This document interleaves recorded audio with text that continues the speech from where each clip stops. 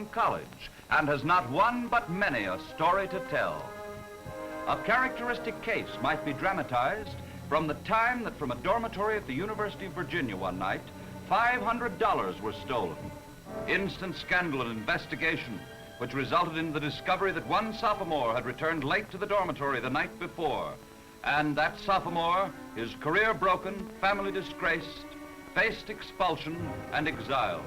So closed the records of an ugly scandal.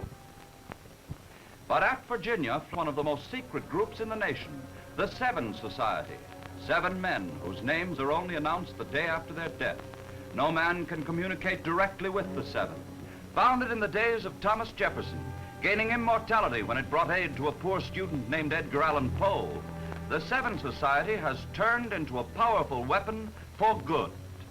Some member of the 7 was not satisfied with the evidence, and though the boy was far away seeking work in New York, the story lay before the 7 with this comment.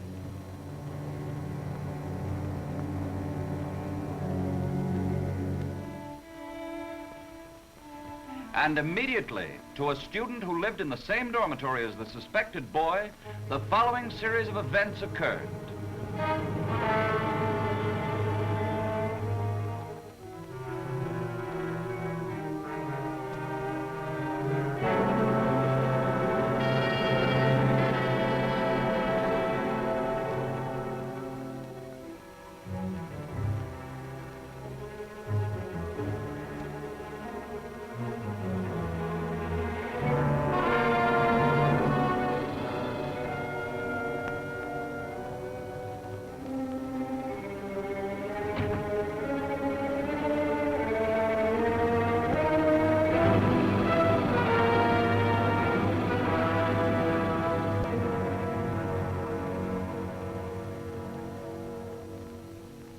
20 minutes later, a miserable youth was knocking at the dean's office with a full confession to make. And in a dingy room of a New York boarding house, a young gentleman of Virginia was opening a special delivery letter, an envelope bearing this curious cargo. Your innocence has been established. Return to school. The money is for your expenses. But one additional thing would puzzle the student for the rest. The brass numeral 7 that fell from that letter. A brass number that looked exactly as if it had been pried from a dormitory door. Thus a story based on so trivial a thing as the number 7.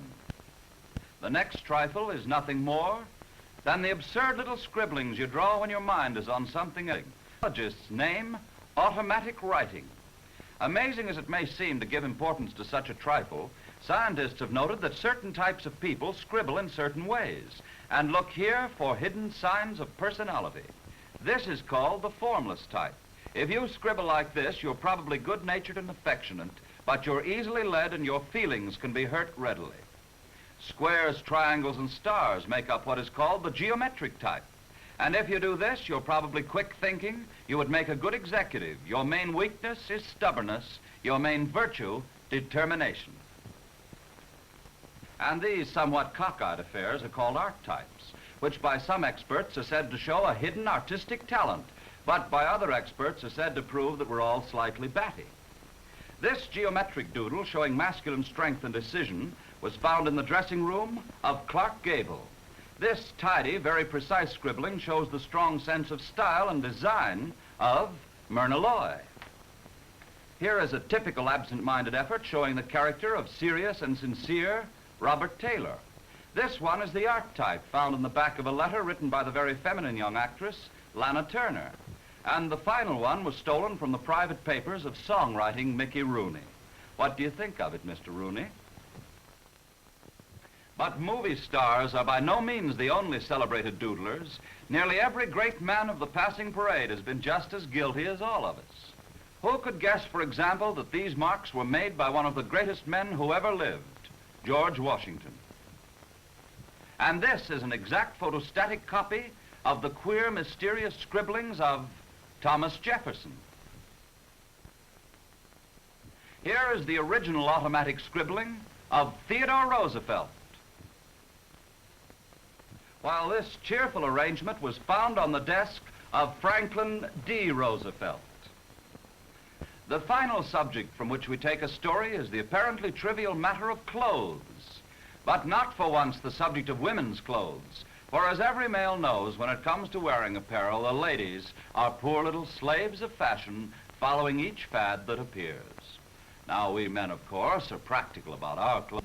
Nobody pushing in style, for we know just what we want. Yes, sir. Decent, dignified. Yet the history of the passing parade, Mr. Dokes, can make us feel just about as foolish as we look. Have you ever stopped to consider just what men's clothes are really about? Why those little rows of buttons on our sleeves, for example, or those peaked lapels? Here, for example, is the only reason that we split our coats in back. Because our horsey ancestors had to slit their coats in order to accommodate themselves to Dobbin's back.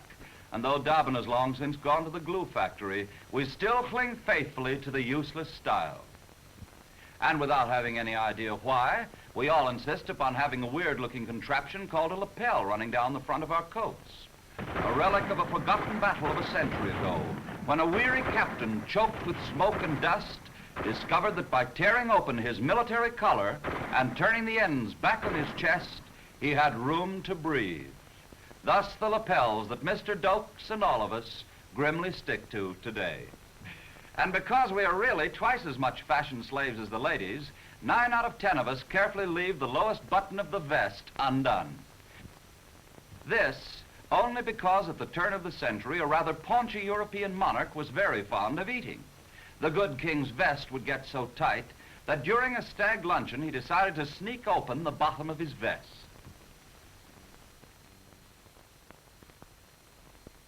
So promptly all of his guests, out of courtesy, and because it never does any harm to be in good with the king, followed suit.